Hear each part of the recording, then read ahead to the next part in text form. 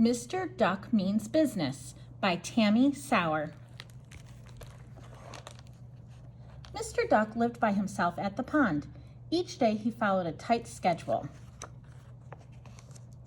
From 6 in the morning until 7, he would stretch his wings. From 7 until 8, he would fluff his feathers. At precisely 8:01, he would glide across the perfectly still water. "Ah," said Mr. Duck, "it's so peaceful, so quiet. I have everything I need." Day after day, week after week, and year after year, everything was the same, and Mr. Duck was very happy. Then one especially hot summer day, Mr. Duck had just begun his morning gliding when he saw Pig. "Look out below! Oink, oink! Splash!" Mr. Duck sputtered. He muttered. He tail-a-fluttered. But Pig did not get the message.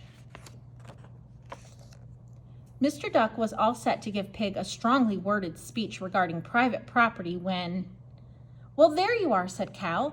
"Let's see your moves," called Pig. "Jump in." "You don't mind, do you, Mr. Duck?" said Cow as she plowed past.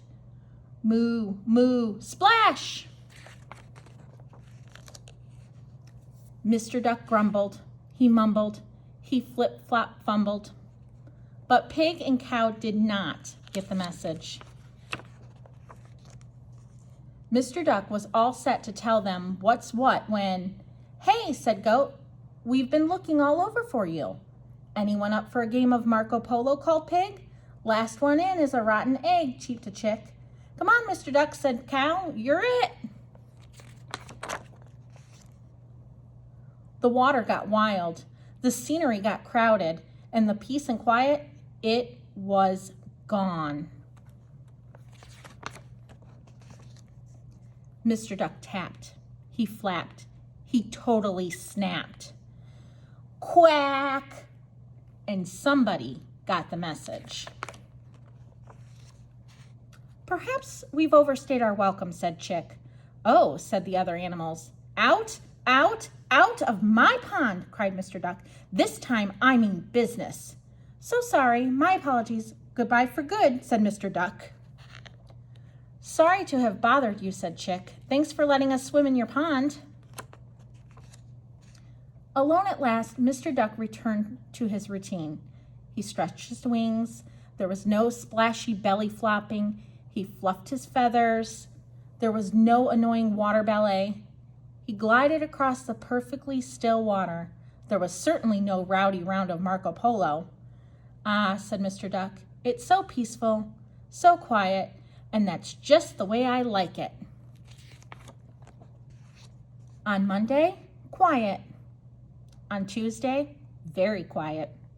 On Wednesday, peaceful. On Thursday, very peaceful. On Friday, yawn. On Saturday, Mr. Duck twiddled his feathers, peacefully and quietly, of course. And on Sunday, Mr. Duck had a plan. These days, Mr. Duck still loves to stretch at 6.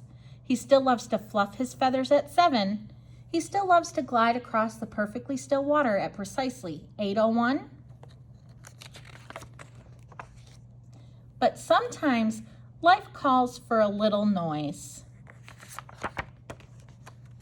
especially with friends. The end.